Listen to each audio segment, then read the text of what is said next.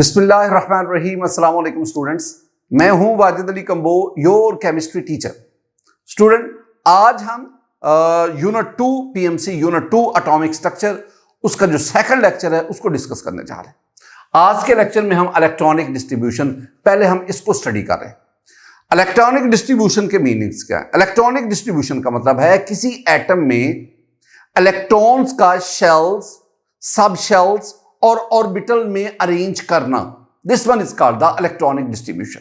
यानी the distribution mean तकसीम, the distribution of electrons in shells, सब shells and orbitals of an atom, that is called the electronic distribution. मैं electronic distribution के ना 3 basic laws या rule या principal वो आपके साथ शेयर करने जा रहा हूं। लेकिन उससे पहले कुछ बुनियादी बातें मैं आपको बताऊं। इलेक्ट्रॉनिक डिस्ट्रीब्यूशन करने से पहले आपको कुछ बुनियादी बातों का पता होना चाहिए। नंबर 1, आपको यह पता होना चाहिए कि किसी भी ऑर्बिटल में एन ऑर्बिटल, लास्ट लेक्चर में हमने ऑर्बिटल्स को पढ़ा है, P X, P Y, P Z, ये ऑर्बिटल्स है। An orbital can accommodate maximum of 2 electrons। ये पहली बात है। एक ऑर्बिटल में मैक्सिमम 2 इलेक्ट्रॉन। दूसरी बात, एक और भी चीज है, number of electrons in a shell. यानी ये जो मैं चीजें आपको बता रहा हूं ना, ये कोई भी नई बात नहीं है। ये हमारे लास्ट जो लेक्चर है उसमें ही मैं कुछ चीजें ले रहा हूं। तो number of electron in a shell, that is equal to 2n square, ये फॉर्मूला है। और तीसरी बात, number of electrons in a sub shell. तो सब शेल में इलेक्ट्रॉन्स कितने हैं वो फॉर्मूला आपने पढ़ा हुआ है। मैं तो जस्ट उसको यूं लिखूंगा कि maximum number of electron in S, that is equal to 2, in P that is 6, in D 10। ये मैक्सिमम नंबर ऑफ इलेक्ट्रॉन। और F can accommodate 14 electrons maximum कहता हूं। इससे कम आ सकते, ज्यादा नहीं आ सकते। ये कुछ बुनियादी सी बातें। एक और रूल की तरफ आते हैं, that is n plus l rule. ये n plus l very important. ये n प्लस एल रूल क्या है? n प्लस एल रूल हमें order of energy of sub shell के बारे में बताता है। ये हमें क्या बताता है? ये हमें बताता है ऑर्डर ऑफ एनर्जी ऑफ सब शेल्स। तो सब शेल जो है SPDF, और ये किस ऑर्बिट में मौजूद है, किस शेल का सब शेल है, उनके एनर्जी का ऑर्डर, ये अहम बात है। अच्छा, n प्लस एल रूल क्या है? वो एक लंबी कहानी है, हम तो शॉर्टकट की तरफ जानना है। मैं आपको एक टोटका बताता हूं। देखो टोटका क्या है। टोटका ये है, school public school, divisional public school, federal divisional public school. मैंने क्या लिखा? देखो, मैंने स्कूल जो है ना, स्कूल ऐसे 2 दफा लिखा, स्कूल 2 दफा, पब्लिक स्कूल। मैंने पब्लिक स्कूल को 2 दफा लिखा, पब्लिक पी से, पब्लिक स्कूल 2 दफा लिखा। Divisional public school is DPS, divisional public school 2 दफा। और फिर आप आगे चलो जाओ, फेडरल डिविजनल पब्लिक स्कूल, यानी FDPS।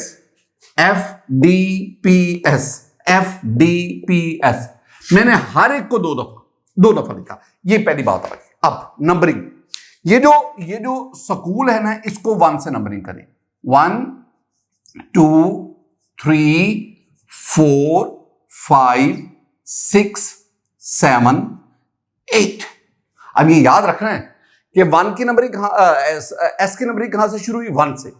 पी को 2 से शुरू करें, 2, 3, 4, 5 और 6 एंड 7। मैं एक अहम नुक्ता आपकी तरफ जाऊं, पी 2 से शुरू होता है, 2p एग्जिस्ट, 1p नहीं होता।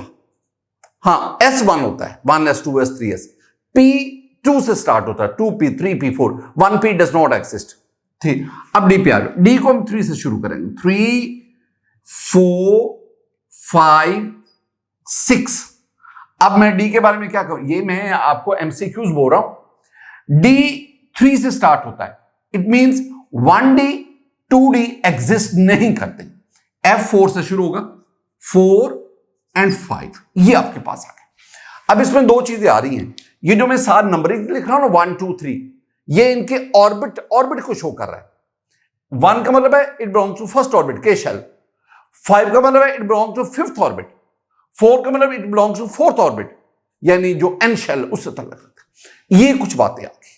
अच्छा, अब एक तो मैंने आपको ये तरीका बताया, और फिर किस सब शेल को किस नंबर से शुरू करना है। अब इनका एनर्जी ऑर्डर क्या है, सबसे लोएस्ट एनर्जी 1s की। अब याद रखना, ये सारे सब शेल्स हैं, जो सब शेल न्यूक्लियस के जितना करीब होगा उसकी एनर्जी कम है, और जो जितना न्यूक्लियस से दूर जाएगा उसकी एनर्जी बढ़ती जा रही। अगर मैं कहूं कि इनमें सबसे लोएस्ट एनर्जी, तो वो 1s की है, उससे ज्यादा 2s, उससे ज्यादा 2p। इस तरह इनका एनर्जी जो है वो इंक्रीज कर रही है, ये इंक्रीज करती जाएगी। आप इसको कंप्लीट कर लें, ये इंक्रीज करती जाएगी। अब ना नेक्स्ट पॉइंट ये है कि हमें इसमें n+l रूल कहां पे नजर आ रहा है, वो क्या है। देखो, मैं वो बात समझाता चलूं। ये आपके पास है 1s, दिस इज 1s। इसमें जो 1 है ये n है, n इज इक्वल टू 1, और you know for s the value of l is equal to 0। दोनों का सम ले ले, 1 + 0 दैट इज इक्वल टू 1। यानी इस सब शेल 1s, इसके लिए n+l की वैल्यू क्या आ गई, 1। अब 2s पे आ जाओ, ये मेरे पास है 2s। इस 2s में क्या है, 2, ये n इज इक्वल टू 2, और for s the value of l is equal to 0। इन दोनों का सम ले लो, 2 + 0 दैट इज इक्वल टू 2। इसका मतलब है 2s इस सब शेल के लिए n+l वैल्यू क्या आ गई, 2 आ गई। अब आप 2p पे आ जाओ, ये आपके पास 2p है, ये n है, n is equal to 2, and for p the value of l is equal to 1। दोनों का सम ले लेंगे तो आपके पास क्या आ गया, 3। आप ना 3s पे आ जाओ, ये आ गया 3s। इससे पहले मुझे एक बात करने दो, इससे पहले एक मेरी बात को सुनो। n+l रूल क्या है, ये हमें सब शेल की एनर्जी का ऑर्डर बताता है, और ये रूल बताता है कि जिस सब शेल की n+l वैल्यू कम होगी उसकी एनर्जी कम है, और जिसकी n+l वैल्यू ज्यादा होगी उसकी एनर्जी ज्यादा है। अब 1s की n+l वैल्यू ये है, 2s की n+ वैल्यू l ये है, 2p की n+l वैल्यू ये है।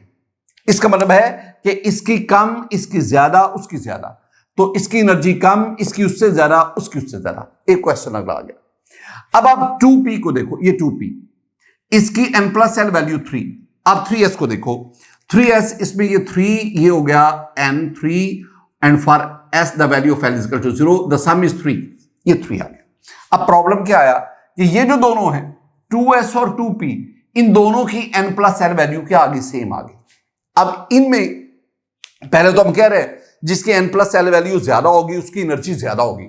अब जिनकी n+ वैल्यू सेम आ जाए, अब इसमें कौन सा रूल है, इसमें यह है कि इन दोनों में से जिसकी n की वैल्यू ज्यादा होगी, n की वैल्यू, जिसके n की वैल्यू ज्यादा होगी उसकी एनर्जी भी ज्यादा होगी। अब इसकी n की वैल्यू 3 है, इसकी n की वैल्यू 2 है, गो के दोनों की n+l वैल्यू सेम है, तो जिसकी n की वैल्यू ज्यादा होगी उसकी एनर्जी भी ज्यादा होगी। इसका मतलब है 2p से 3s की एनर्जी क्या है, ज्यादा है। ये तो इस तरह कैलकुलेट करना पड़ता है, लेकिन मैंने आपको कैलकुलेशन के चक्कर से निकालकर सिर्फ ये बात बताकर इन सब की एनर्जी ऑर्डर बता दिया। अब जरा सुनना, अब इनमें इलेक्ट्रॉन ने फिल होना है। सपोज आपके पास 11 इलेक्ट्रॉन्स है, 11, मैं सोडियम की बात कर रहा हूं। If you have the 11 electron, अब उनको अकोमोडेट सब शेल्स में कैसे करना है, यहां पे 2, यहां पे 2, 4, यहां पे 6, s में मैक्सिमम 2, p में मैक्सिमम 6, तो ये आपके पास 10 हो गया। अब आपके पास एक इलेक्ट्रॉन है, वो यहां आएगा। अब ये जो मैंने फिलिंग ऑफ इलेक्ट्रॉन इन सब शेल की है, इसको हम ये N+L रूल कहते हैं। हम एक और भी लफ्ज और वो है ऑफ BAU, ऑफ बा प्रिंसिपल। बेटा जी जो ऑफ बा प्रिंसिपल है ना, पहले तो मैं जरा इसको क्लियर करूं। ऑफ बा प्रिंसिपल यही चीज है। N+L रूल और ऑफ बा प्रिंसिपल में क्या फर्क है? N+L रूल सिर्फ हमें order of energy of sub shell बताता है कि ऑर्डर ऑफ एनर्जी वो हमने ले लिया। अब इनमें इन सब शेल्स में इलेक्ट्रॉन की फिलिंग, उसके लिए हम एफ बॉ प्रिंसिपल की बात करते हैं। और ऑफ बॉ प्रिंसिपल क्या कहता है कि जिस सब शेल की एनर्जी कम होगी उसमें इलेक्ट्रॉन पहले फिल होंगे, और जैसे जैसे एनर्जी बढ़ती जाएगी वैसे वैसे आप उनमें इलेक्ट्रॉन फिल करते जाएंगे। ऑफ बा के मतलब क्या है? ऑफ बा किसी साइंटिस्ट का नाम नहीं है। Aufbau is not the name of any scientist. तो फिर ये ऑफ बा क्या है? Aufbau is a German language word which mean building together, चीजों को इकट्ठा कर लेना। Actually there are a few rules, उन रूल्स को यकजा किया, आपके पास ऑफ बा प्रिंसिपल बना, जिनमें से एक रूल N+L रूल भी है, और दूसरी ये जो मैंने ऊपर बात, यानी इन तमाम बातों को यकजा कर लो तो वो आपके पास क्या बन जाएगा? ऑफ बा प्रिंसिपल। ऑफ बा प्रिंसिपल हमें क्या बताता है? ये हमें फिलिंग कह लो या डिस्ट्रीब्यूशन, एक अच्छा लफ्ज है डिस्ट्रीब्यूशन ऑफ इलेक्ट्रॉन्स इन सब शेल। अच्छा, जितने भी हम रूल या प्रिंसिपल पढ़ेंगे उनमें हम सब शेल या ऑर्बिटल में इलेक्ट्रॉन के डिस्ट्रीब्यूशन को स्टडी करेंगे। हमारे पास कोई ऐसा रूल नहीं होगा जिसमें हम शेल्स में या ऑर्बिट में इलेक्ट्रॉन डिस्ट्रीब्यूशन उसको डिस्कस करें। तो मैंने तो सब शेल्स और ऑर्बिटल में इलेक्ट्रॉन डिस्ट्रीब्यूशन, इसके लिए रूल, इनको ही आपके सामने ला। ये मेरे पास, मैं एग्जांपल की तरफ आता हूं। एग्जांपल है, अच्छा इस बात को ये नोट कर रहे हैं जो मैंने अभी आपको सब शेल्स और ऑर्बिटल में डिस्ट्रीब्यूशन की बात की। अच्छा, मेरे पास एग्जांपल, सपोज मैंने अभी सोडियम की बात की है, और सोडियम एटॉमिक नंबर 11, आपको एटॉमिक नंबर आना चाहिए। स्कूल पब्लिक स्कूल, इस पे आ जाओ। तो आपके पास 1 2 3, मैं समझाने के लिए थोड़ा सा आपको ना एक्सटेंड कर दिया, ये 2 और ये 3 आ गया। हमारे पास इलेक्ट्रॉन कितने? 11। 1s2 2s2 2p6 3s1, इनकी हमें जरूरत नहीं है। इसी तरह अगर आपके पास कोई और एलिमेंट, कोई और आता है, कोई और पोटाशियम है, कैल्शियम है, क्लोरीन है, तो आप इस तरह से उनके इलेक्ट्रॉनिक, तो ये जो आपके पास इलेक्ट्रॉनिक डिस्ट्रीब्यूशन है, ये सब शेल इलेक्ट्रॉनिक डिस्ट्रीब्यूशन, और हमें ऑफ बा प्रिंसिपल सब शेल इलेक्ट्रॉनिक डिस्ट्रीब्यूशन में ही पता। एमसीक्यूज बहुत सारे। एमसीक्यू वाला क्या है? पहले वो कहते कि वो इनमें से कुछ सब शेल लिखेंगे, यानी वो कहता है जी कि 4D है, 3D है, आपके पास 4F है, 4F और 6S है। वो कहते हैं ये आपके पास 4 सब शेल्स हैं, इनमें से इसको A कह लो, इसको B कह लो, इसको C कह लो, इसको D कह लो, और वो कहते हैं बताएं इन चारों में किसकी एनर्जी सबसे ज्यादा? सबसे ज्यादा। तो आप क्या करोगे? इन चारों को इधर देखोगे। आपके पास क्या 4D, ये 4D आ गया। आपके पास क्या 3D, ये 3D आपके पास आ गया जी, ये 3D आ गया। 2 आपके पास 4F, ये आपके पास 4F आ गया, और आपके पास 6S, ये आपके पास 6S आ गया। अब इन चारों में किसकी एनर्जी सबसे ज्यादा है? 4F की एनर्जी इसकी सबसे ज्यादा। इन चारों में किसकी एनर्जी सबसे कम है? इन चारों सब शेल में 4D की 3D की एनर्जी सबसे कम है, 3D की एनर्जी सबसे कम है। एक तो ये। एक और क्वेश्चन क्या आता है? क्वेश्चन ये आता है कि 6D में इलेक्ट्रॉन फिलिंग के बाद, 6D जो है ना ये फिल हो गया, इसमें 10 इलेक्ट्रॉन आने थे, आ गए, अभी आपके पास और इलेक्ट्रॉन बचे हैं। तो 6D में इलेक्ट्रॉन फिल होने के बाद अब इलेक्ट्रॉन किस सब शेल में जाएंगे? तो अब इलेक्ट्रॉन किस में जाएंगे? 7p में जाएंगे। ये भी तो वो ना इसका कह के नीचे फिर 4 ऑप्शन दे देते कि इस सब शेल में जाएंगे, तो हम कहेंगे 7p में जाएंगे। This one is the Aufbau principle. मैं एक छोटी सी और बात करके आगे बढ़ता हूं, और वो है हमारे पास पॉली एक्सक्लूजन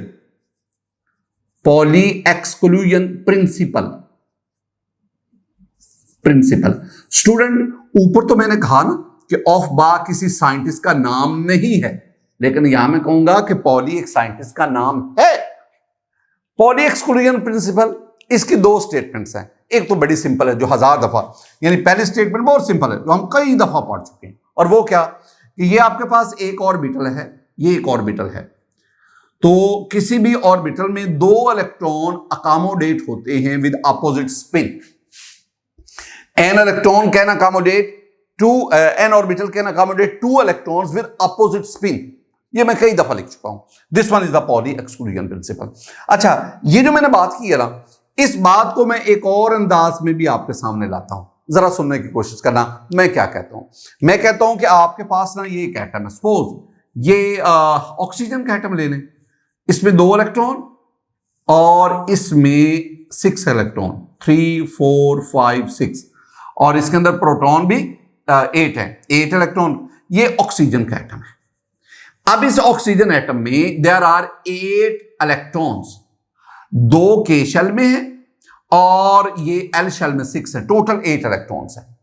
अब पॉली एक्सक्लूजन प्रिंसिपल के मुताबिक ये जो 8 इलेक्ट्रॉन्स है, हर इलेक्ट्रॉन का अगर आप उसकी पोजीशन को बताना चाहते हैं तो आप 4 क्वांटम नंबर का सहारा लेंगे। आप n, आप l, आप m और s, ये 4 क्वांटम नंबर, ये हमें हर एक इस इलेक्ट्रॉन, इसकी पोजीशन को ये 4 क्वांटम नंबर डिफाइन करेंगे। अब इसमें 8 इलेक्ट्रॉन है और 8 के 8 इलेक्ट्रॉन के चारों क्वांटम नंबर की वैल्यू एक दूसरे से मुख्तलिफ होंगी। मैं इसको ना यूं लिखता हूं, मैं इसके ना इलेक्ट्रॉनिक कॉन्फ़िगरेशन करता हूं। Oxygen atomic number 8, 1s2, 2s2, 2px, 2py, 2pz, ये आ गया। 2 4 5 6 7 और 8, ये मैंने 8 इलेक्ट्रॉन्स अकोमोडेट कर दिए। अब आप ना ये जो इलेक्ट्रॉन है ना, ये वाला, इस इलेक्ट्रॉन की चारों क्वांटम नंबर की वैल्यू लाओ, चारों क्वांटम नंबर। ये जो इलेक्ट्रॉन है इसकी n की वैल्यू 1 है, कैसे पता चला? ये 1 है। इसकी l की वैल्यू 0 है, ये कैसे पता चला? ये s है ना, तो for s the value of l is equal to, इसकी m की वैल्यू भी 0 है। आपको पता ना कि s सब शेल, उसकी m की वैल्यू 0 आती है, और इसकी जो स्पिन क्वांटम नंबर है उसकी वैल्यू वो आएगी, ये क्लॉकवाइज अगर मूव कर रहा है तो +½ आएगी।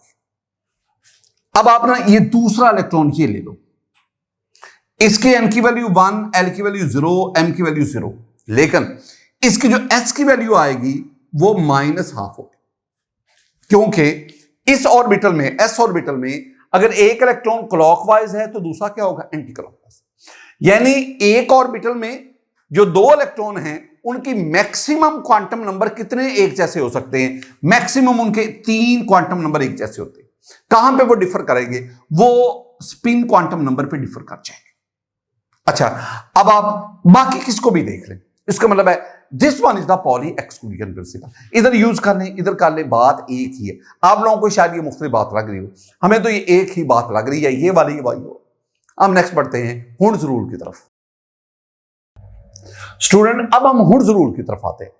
हुड्स, ये भी साइंटिस्ट का नाम है, ये वही साइंटिस्ट है जिसने मोलेकुलर ऑर्बिटल थ्योरी उसको भी इंट्रोड्यूस करवाया था मुलिकन के साथ।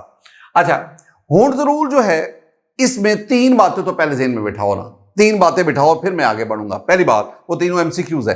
पहली बात, हुड्स रूल जो है ना, this one is the degeneracy rule, degeneracy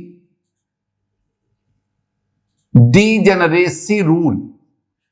और दूसरी बात, दूसरा पॉइंट, हुड्स रूल जो है ना, ये डीजेनरेट ऑर्बिटल्स पर एप्लीकेबल्स होता है, डीजेनरेट ऑर्बिटल। और तीसरी तो बहुत इंपॉर्टेंट बात है ना, हुड्स रूल जो है ना, ये हमें वेलेंसी ऑफ एन एलिमेंट, उसके बारे में ये हमें कन्विंस करता है, वेलेंसी ऑफ एलिमेंट के बारे में। ये तीनों बातें आपने ज़हन में बिठानी है। जरा ना मैं आपको हुड्स रूल समझाता हूं। स्टूडेंट, मेरे पास ना एक एटम है कार्बन का, मेरे पास एक एटम है नाइट्रोजन का, मेरे पास एटम है ऑक्सीजन का, मेरे पास एटम है फ्लोरीन का। अब जरा सुनना इन तमाम बातों को। कार्बन एटॉमिक नंबर 6, 7, 8 और ये 9 आ गया।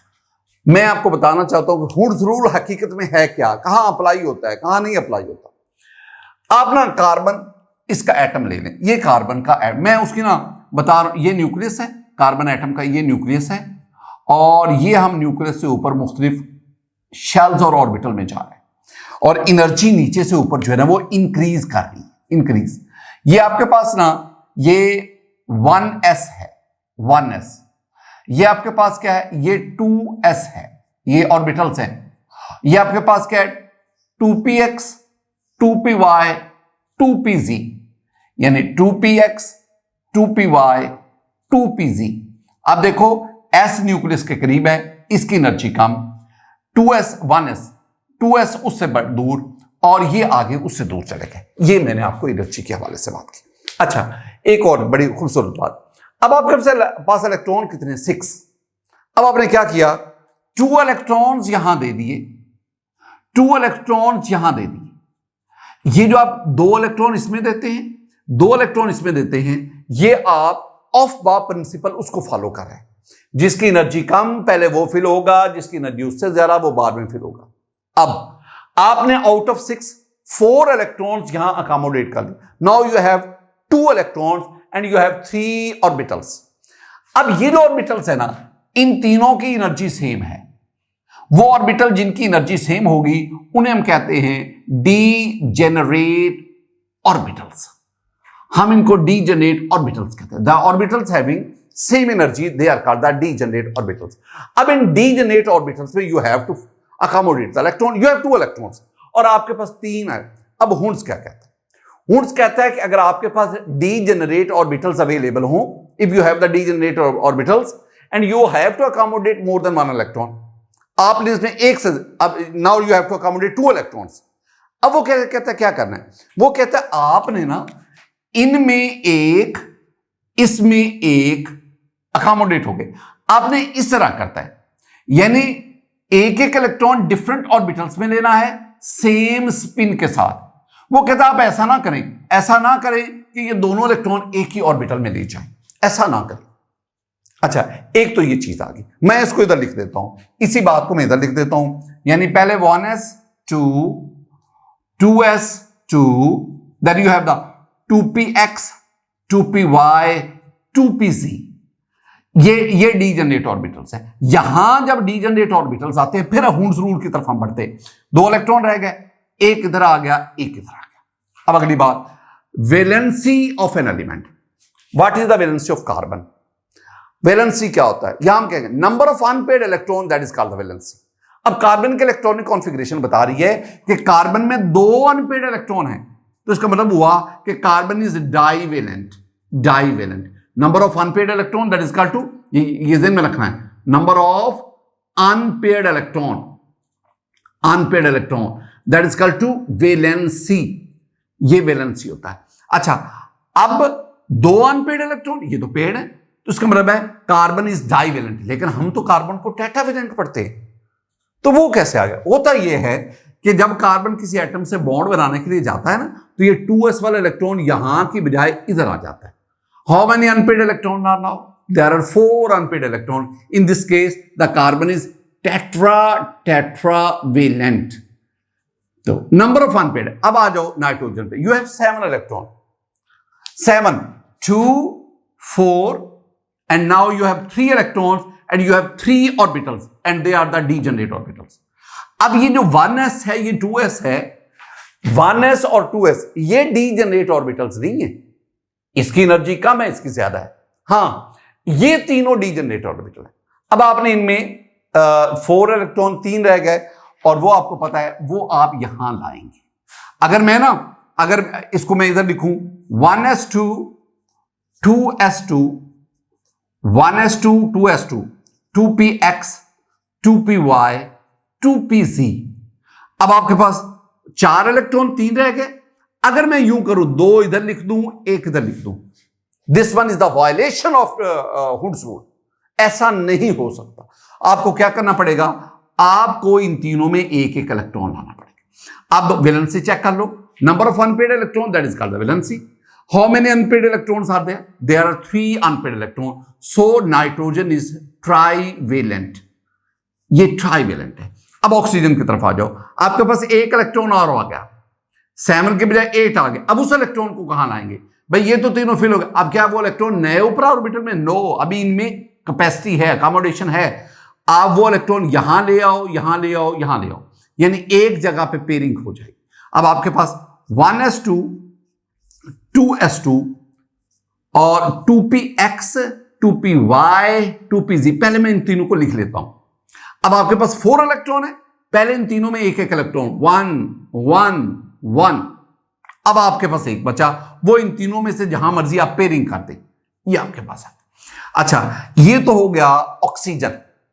अगर मैं कहूं O-1, you have 1 more electron, वो आप यहां ले आए। मैं कहता हूं O-2, एक और इलेक्ट्रॉन आ गया, वो यहां आ गया। इसका मतलब क्या हुआ? अब जरा सुनना, जब सिर्फ ऑक्सीजन था तो आपके पास ये 2 अनपेड इलेक्ट्रॉन थे, and you know oxygen is divalent, ये डाइवेलेंट। लेकिन जब आप O2- पे चले गए, अब आपके पास ये आ गए। अगर मैं कहूं कि O2- में, अब मेरा क्वेश्चन क्या, एमसीक्यू क्या है कि O2- में अनपेड ऑर्बिटल्स की तादाद, सॉरी पेड ऑर्बिटल की तादाद कितनी है? तो ये भी पेड, ये भी पेड, ये भी पेड, ये भी पेड, ये भी paired. There are 5 paired orbitals, यानी जिनमें इलेक्ट्रॉन पेड है। और O2- में अनपेड इलेक्ट्रॉन कितने हैं? कोई अनपेड इलेक्ट्रॉन। अब नेक्स्ट, ये जो तीनों मैंने आपको बताया ना, कार्बन, नाइट्रोजन, ऑक्सीजन, इसमें जब हमने इलेक्ट्रॉन की फिलिंग की, उसमें हमें हुंड्स रूल को ओबे करना पड़ा, उसको फॉलो करना पड़ा। लेकिन जब आप फ्लोरीन पे आते हैं, फ्लोरीन, इसकी इलेक्ट्रॉनिक कॉन्फ़िगरेशन के दौरान किसी किस्म के हुंड्स रूल को ओबे नहीं करना पड़ता। और वो कैसे? ये बड़ा अहम नुक्ता मैं आपको बता रहा हूं। वो कैसे? ये देखो, मेरे पास फ्लोरीन है ना, ये है 9 इलेक्ट्रॉन, 2 4 5 रह गए। पहले मैंने 1 2 3 4 और फिर मैंने ये 5 कर दिए। अब ये मेरे पास क्या बने? मेरे पास ये है 1s2 2s2 2px 2py 2pz। मेरी बात को जरा गौर से सुनना, अब तवज्जो नहीं करेंगे तो आप इस नुक्ते को समझ ही नहीं पाएंगे कि फ्लोरीन पर हुंड्स रूल क्यों अप्लाई नहीं होता और बाकी तीनों पे हुंड्स रूल कैसे अप्लाई होता है। बेटा जी, हुंड्स रूल की तब जरूरत पड़ती है जब हमारे पास चॉइस हो। हमारे पास चॉइस क्या है? हुंड्स रूल को वायलेशन करने की। मसलन मेरी बात सुनना, मेरे पास वाला क्या है? मेरे पास चॉइस ये है कि मेरे पास ये ऑक्सीजन है, ऑक्सीजन में 8 इलेक्ट्रॉन है, मैंने ये इलेक्ट्रॉन 8 अकोमोडेट कर दिए, ये मैंने हुंड्स रूल के मुताबिक कर दिए। अच्छा, मेरे पास चॉइस क्या थी? मेरे पास चॉइस ये थी कि मैं इन दोनों को आपस में पेड़ कर देता, लेकिन मैं वो कर नहीं सकता। इसका मतलब है मैं अपनी चॉइस उसके मुताबिक नहीं जा सकता। तो जब मैं अपनी चॉइस के मुताबिक नहीं जा सकता तो मुझे फिर हुंड्स रूल को फॉलो करना पड़ता है। अब इसमें आ जाओ, आपके पास टोटल 9 इलेक्ट्रॉन, 4 अकोमोडेट हो गए। Now you have the 5 electron, 5 electron हैं, 3 ऑर्बिटल्स हैं। मैं जिसमें जितने मर्जी लगाऊं, मुझे कोई इसमें फिक्र नहीं। मैं इसमें 2 लाता हूं, 2 2 4 और 1 5।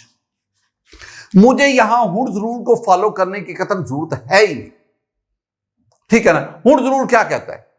हुंड्स रूल कहते हैं जी पहले इन तीनों में एक एक इलेक्ट्रॉन तो कर दिए, 3 हो गए, बाकी 2 बचे, वो 2 इनमें लगा दे। भाई मैं हुंड्स रूल को ना भी फॉलो करूं तो फिर भी मैंने ऐसे ही लिखना है, मेरे पास पेन। इसका मतलब है कि फ्लोरीन ये हुंड्स रूल को ओबे नहीं करता। स्टूडेंट, ये मैंने आपको 3 रूल्स बताए, प्रिंसिपल, एक ऑफ प्रिंसिपल और बाकी 2 रूल्स बताए। आपने एक काम करना है, आपने काम ये करना है कि आपके पास जो है ना, ये बड़ा बुनियादी काम है। आपके पास फर्स्ट ए ग्रुप है, आपके पास सेकंड ए ग्रुप है, आपके पास थर्ड ए ग्रुप है, फोर्थ ए ग्रुप है, फिफ्थ ए ग्रुप है, आपके पास 6th ए ग्रुप है, 7th ए ग्रुप है, and you have the 8th A group. ये मैं नॉर्मल एलिमेंट्स की बात कर रहा हूं। आपको हर ग्रुप के वैलेंस शेल जो इलेक्ट्रॉनिक कॉन्फ़िगरेशन वो आनी चाहिए। अगर आप फर्स्ट ग्रुप की बात करें ना, इसकी वैलेंस शेल कॉन्फ़िगरेशन NS1 है। ये क्या शो करता है? इसके वैलेंस शेल में, इसमें आपको पता है फर्स्ट ए ग्रुप में लिथियम, सोडियम, पोटाशियम, रुबिडियम, ये सारे आते हैं। इनके वैलेंस शेल, उसकी ये इलेक्ट्रॉनिक कॉन्फ़िगरेशन। सेकंड ग्रुप में चले जाओ, NS2, यानी valence shell that consist of s orbital and that can accommodate 2 electrons. इसमें चले जाओ, NS2 NP1, NS2 NP2, NS2 NP3, NS2 NP4, NS2 NP5, NS2 NP6। ये मैंने आपके सामने क्या लिखा? मैंने इन ग्रुप्स की वैलेंस शेल इलेक्ट्रॉनिक कॉन्फ़िगरेशन को लिखा। ये ज़हन में रखना है, मैंने इन ग्रुप्स की वैलेंस शेल इलेक्ट्रॉनिक कॉन्फ़िगरेशन, ये आपके सामने। आपने एक और भी काम करना है, ये मैं जनरल बातें आपको बता रहा हूं, ये वो एमसीक्यूज है जो पूछे जा रहे होते हैं। आपको एटलीस्ट 1 to 30 इन एलिमेंट्स की इलेक्ट्रॉनिक कॉन्फ़िगरेशन आनी चाहिए। 1 to 30 इनकी इलेक्ट्रॉनिक कॉन्फ़िगरेशन। 1 हाइड्रोजन है और 30 पे आपके पास जिंक है, तो हाइड्रोजन से जिंक तक तमाम एलिमेंट्स की, ना सिर्फ इन एलिमेंट्स की इलेक्ट्रॉनिक कॉन्फ़िगरेशन आनी चाहिए, बल्कि इनके जो आयन्स हैं उनकी भी। यानी आपको आयरन की भी इलेक्ट्रॉनिक कॉन्फ़िगरेशन आनी चाहिए, आपको आयरन के +2 इसकी भी, आपको +3 इसकी भी आनी चाहिए, आपको ऑक्सीजन, आपको -1, आपको -2, आपको क्लोरीन और क्लोराइड आयन की भी आनी चाहिए। यानी जितने भी 1 से लेकर 30 तक जितने भी एलिमेंट्स है, हाइड्रोजन से जिंक तक, तमाम एलिमेंट्स की एटॉमिक स्टेट में भी और तमाम एलिमेंट्स के आयनिक स्टेट में भी इलेक्ट्रॉनिक कॉन्फ़िगरेशन आपको आनी चाहिए। आपको क्रोमियम, आपको कॉपर, क्रोमियम और कॉपर, इनकी ये N+L रूल को वायलेट करते हैं। क्रोमियम एटॉमिक नंबर 24, ये एटॉमिक नंबर 29, ये कैसे N+L रूल को वायलेट करते हैं? ये सारी की सारी बातें आनी चाहिए। एक और भी बात बनी है, मैं बताता चलूं, आपको शेप्स ऑफ ऑर्बिटल्स आनी चाहिए। शेप्स ऑफ ऑर्बिटल, आप, ये मैं वो बातें बता रहा हूं ना जो अब यहां पे हम डिस्कस नहीं कर, ये एफएससी वाली बातें, ये आपको आनी चाहिए। शेप्स ऑफ ऑर्बिटल में मैं एक दो बातें करता हूं। शेप्स ऑफ ऑर्बिटल्स, यानी आपके पास एस ऑर्बिटल है ना, ये एस ऑर्बिटल है, एस ऑर्बिटल, ये एस ऑर्बिटल। अब मेरी बात को बड़े गौर से सुनना है। एस ऑर्बिटल ये स्फेरिकली सिमेट्रिकल होता है। ये एस, इसको कह लो X, XY Z, this is spherically symmetrical. अब ये एस है। अब एस हमारे पास कई होते हैं, हमारे पास 1s भी होता है, हमारे पास 2s भी होता है, हमारे पास 3s भी होता है, हमारे पास 4s भी होता है। क्या तमाम s ऑर्बिटल की शेप स्फेरिकली सिमेट्रिकल है? आंसर है yes, all s orbital have spherically symmetrical shape. Difference क्या है? ये 1s 2s 3s, इनमें फिर क्या डिफरेंस है? Difference very simple. ये जो 1s है इसकी शेप, इसका साइज छोटा है, 2s उसका साइज बड़ा है, 3s उसका साइज बड़ा है। समझ लो 1s ये गोल्फ का बॉल है, 2s ये क्रिकेट का बॉल है, 3s ये सॉकर का फुटबॉल है। तो अगर आप साइज की बात करें तो साइज आपके पास यूं इंक्रीज करता है। बिल्कुल इसी तरह जब आप p ऑर्बिटल्स की बात करते हैं, p ऑर्बिटल्स, यू नो ये जो p ऑर्बिटल्स है ये डंबल शेप है। अब 2p भी है, 3p भी है, 4p भी है तो ये सारे डंबल शेप, लेकिन 2p की निस्बत 3p उसका साइज बड़ा है, उसका डंबल बड़ा है, और 4p वो डंबल और बड़ा है। बिल्कुल इसी तरह ये मैं आपको अगला टारगेट, बहुत बड़ा टारगेट दे रहा हूं आपको डी सब शेल्स, इन डी सब शेल्स की शेप भी आनी चाहिए। डी सब शेल देखें, ये मैं आपके सामने ना डी सब शेल्स इनकी शेप दे, ये पहले आपके पास dxy, dyz, dzx और फिर dx² -y² और dz²। अब इसमें याद वाला क्या करना है? याद इसमें यह करना है कि ये जो पहले तीन हैं इनमें ये जो लोब्स हैं ये they exist, they lie between the axis, और ये जो dx² -y² और dz² है इन दोनों में जो लोब्स हैं, lobes they lie along the axis. और ये जो अगर आप डी जी स्क्वायर को देखेंगे ना, तो डी जी स्क्वायर जो है ना, इसमें ये आपके पास ये बाइलोब्ड है, दो लोब्स हैं, और इसके अंदर ये कॉलर है, तो बाइलोब यूनिकॉलर है ये आपके पास। तो इन चीजों को आपने ज़हन में बिठाना, ये शेप्स ऑफ ऑर्बिटल आपको आनी चाहिए। अच्छा, ये कुछ बातें थी जो हमने इलेक्ट्रॉनिक डिस्ट्रीब्यूशन, एक और नुक्ते की तरफ मैं आपको लाता हूं, जरा उसको भी देखिएगा स्टूडेंट। अब हमारे पास आ गया फोटोन। पीएमसी सिलेबस कहता है कुछ बातें फोटोन के बारे में भी होनी चाहिए। फोटोन को ना अगर हम प्लैंक्स क्वांटम थ्योरी के देखें, मैं बात कर रहा हूं प्लैंक्स क्वांटम थ्योरी। अब प्लैंक्स क्वांटम थ्योरी हमें बताती है कि किसी भी बॉडी से जो रेडिएशन एमिट होती है या अब्सॉर्ब होती है, दे एमिट और absorb in the form of wave packet, energy packet. Wave packet, ये वेव पैकेट का कॉन्सेप्ट देती है, वेव पैकेट। अब ये जो एनर्जी है ये मुख्तलिफ फॉर्म्स रखती है। एनर्जी, ये heat is a form of energy, sound is a form of energy, electricity is a form of energy, और light is a form of energy. अगर किसी बॉडी से एनर्जी लाइट की फॉर्म में एमिट होती है, लाइट की फॉर्म में, तो फिर हम इस वेव पैकेट को फोटोन कहते हैं। फोटोन, हम इस वेव पैकेट का एक और भी नाम, मशहूर जमाना नाम, हम इसका नाम देते हैं क्वांटम। हम इसको क्वांटम भी कहते हैं, वेव पैकेट, क्वांटम। और in case of light, this wave packet is called photon. तो फोटोन का ताल्लुक किससे हो गया? लाइट से। ये लाइट है। अच्छा, फोटोन के बारे में आपने क्या, मैं ये जनरल बातें करूंगा ना, फोटोन के बारे में आपने क्या क्या जानना है। एक तो एनर्जी ऑफ फोटोन, ये याद रखना, energy of photon is directly proportional to frequency, energy of photon is directly proportional to wave number, and energy of photon is inversely proportional to lambda. ये एक तो ये रिलेशन आपको आने चाहिए, इकट्ठे कर लो। एक और चीज, energy of photon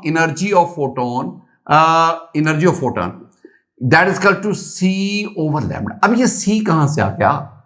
C is the velocity of light, ये वेलोसिटी ऑफ लाइट। मैं ना ज्यादा इसके बारे में नहीं बताना चाहता आपको, जितनी चीजें इसके बारे में पूछी जा सकती हैं वो मैं आपके सामने ला रहा हूं।